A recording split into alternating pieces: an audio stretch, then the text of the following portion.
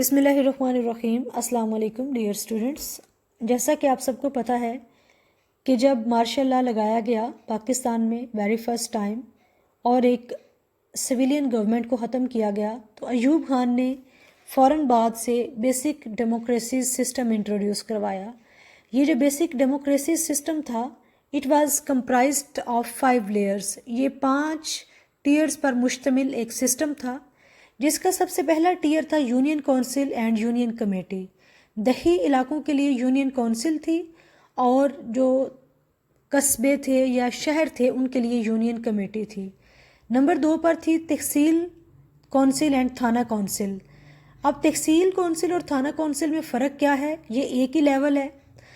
آپ کو پتہ ہے کہ 1959 میں 1 یونٹ ان پریکٹس تھا۔ جو آج کا بنگلہ دیش ہے وہ پاکستان کا حصہ تھا، تو بنگلہ دیش میں تھانہ کونسل سیکنڈ ٹیئر تھا اور ویسٹ پاکستان یعنی موجودہ پاکستان میں جو تحصیل کونسل ہے وہ سیکنڈ ٹیئر تھا۔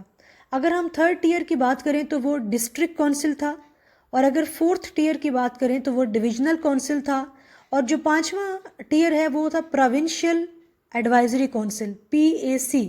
پروونشل ایڈوائزری کونسل کا مطلب کیا ہے کہ یہ پروونس کے لیول پر تھا، اور جس وقت کی ہم بات کر رہے ہیں 1959 کی، اس وقت پاکستان میں کتنے پروونسز تھے یہ آپ مجھے گروپ میں بتائیں گے، کومنٹ سیکشن میں بتائیں گے۔ ٹیک کیئر، اللہ حافظ۔